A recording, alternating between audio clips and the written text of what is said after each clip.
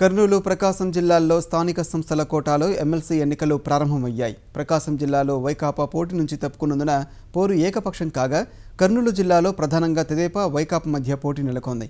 కర్నూలు జిల్లాలో పోలింగ్ సరళిని మా ప్రతినిధి శ్యామ్ ప్రత్యక్షంగా అందిస్తారు.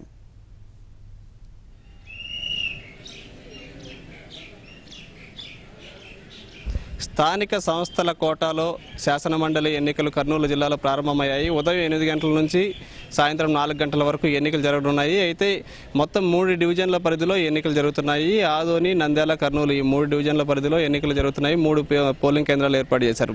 ప్రధానంగా కర్నూలు జిల్లాలో 2 ప్రధాన పార్టీలు అంటే తెలుగుదేశం పార్టీ, వైకాపా ప్రధానంగా తలపడుతున్నాయి. మొత్తం 4 అభ్యర్థులు పోటీలో పాల్గొంటున్నారు. మొత్తం ఈ తెలుగుదేశం పార్టీ తరఫున శిల్ప చక్రపాణి రెడ్డి బరిలో ఉండగా, వైకాపా తరఫున డి వెంకటేశ్వర రెడ్డి బరిలో ఉన్నారు. ఈ ప్రధాన అభ్యర్థులు ఈ ఇద్దరి మధ్య ప్రధానమైనటువంటి పోటీ నెలకొందని చెప్పి భావిస్తున్నారు.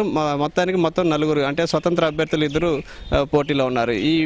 ఈ సాయంత్రానికి అంటే 4 గంటల వరకు ఈ పోలింగ్ కొనసాగుతుంది కాబట్టి 4 గంటల తర్వాత అంటే 7వ తేదీ ఈ నెల 7వ తేదీ ఎన్నికల ఫలితాలు తేలనున్నాయి. అయితే ఈ భవితవ్యం ఎవరిని వరిస్తుంది అనేది చూడాలి. అంటే ఇంతకుముందు కర్నూలు జిల్లాలో మొత్తం 11 ఎమ్మెల్యే, 2 ఎంపీ స్థానాలను గెలుచుకున్నటువంటి వైఎస్ఆర్ కాంగ్రెస్ పార్టీ ఈసారి కూడా ఈ ఎమ్మెల్సీ ఎన్నికల్ని కైవసం చేసుకోవాలని చెప్పి భావిస్తుండగా, అయితే ఉప ముఖ్యమంత్రి కేఈ కృష్ణమూర్తి ఉన్నటువంటి జిల్లా కాబట్టి తమ అభ్యర్థిని గెలిపించుకొని తమ తెలుగుదేశం పార్టీ సత్తా ఏదో చాటాలని చెప్పి ఆయన కేఈ కృష్ణమూర్తి కూడా దృఢ సంకల్పంతో ఉన్నారు. ప్రధానంగా ఈ 2 పార్టీల మధ్య ఉన్న ఈ ప్రధానమైనటువంటి పోరు కొనసాగుతుండగా, అయితే అధికారులు మొత్తం ఎలాంటి అవాంఛనీయ సంఘటనలు జరగకుండా అంటే కర్నూలు రాజకీయాలు కొంత ఆసక్తికరంగా ఉంటాయి కాబట్టి ఎలాంటి అసాంఘిక కార్యకలాపాలు కానీ ఎలాంటి అశాంతికి తావివ్వకుండా గట్టి బందోబస్తు చర్యలు చేపట్టారు.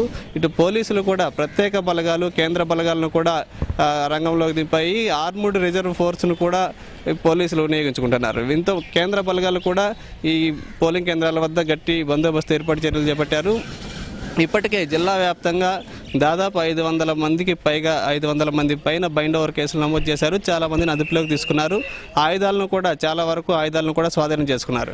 అంటే ఇంత స్థాయిలో అంటే ఓటర్లు మాత్రం మొత్తం 3 డివిజన్ల పరిధిలో ఓటర్లు మాత్రం 1087 మంది మాత్రమే ఓటర్లు ఉన్నారు.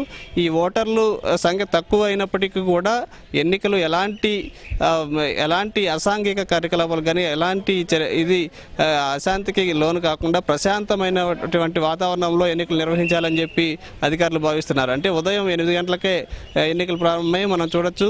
ప్రస్తుతం మనం కర్నూలులో ఉన్నటువంటి ఈ పోలింగ్ కేంద్రం దగ్గర ఉన్నాం. ఈ పోలింగ్ కేంద్రానికి ఉదయం 8 గంటల నుంచే అంటే ఎన్నికలు స్టార్ట్ అయినప్పటి నుంచే ఈ పోలింగ్ ఓటు వేయడానికి ఓటర్లు వస్తున్నారు. ప్రధానంగా స్థానిక సంస్థల కోట కాబట్టి ఎమ్మెల్యేలు, ఎంపీలు వీరితో పాటు ఎంపీటీసీ, జెడ్పీటీసీ సభ్యులకు ఓటు హక్కు ఉంటుంది. ఈ ఓటు హక్కు ఉన్న వాళ్ళందరూ కూడా ఈ పోలింగ్ కేంద్రాలకు వస్తున్నారు. అంటే లాస్ట్ టైం 2011లో ఎన్నికలు జరిగాయి. ఈ ఎన్నికల్లో అప్పుడు ఇంతమంది లేరు. 800 మంది మాత్రమే ఓటర్లు ఉన్నారు. 800 మందిలో కూడా లాస్ట్ టైం 80% పోలింగ్ జరిగింది. అంటే ఈసారి పోలింగ్ ఎంతవరకు జరుగుతుందో తెలియదు కానీ మొత్తానికైతే పోలింగ్ అంటే ప్రశాంతమైన వాతావరణంలో ఎన్నికలు నిర్వహించాలి కాబట్టి ఈ పోలింగ్ని ప్రశాంతంగా నిర్వహించడానికి అధికారులు చర్యలు చేపట్టారు. ప్రస్తుతానికైతే 3 డివిజన్ల పరిధిలోనూ ప్రశాంతంగా ఎన్నికలు జరుగుతున్నాయని చెప్పుకోవచ్చు. ఇది ప్రస్తుతం ఈ స్థానిక సంస్థల కోటాలో ఎన్నికలకు సంబంధించిన తాజా పరిస్థితి. కెమెరామెన్ శేషుతో శ్యామ్, ఈటీవీ న్యూస్, కర్నూలు.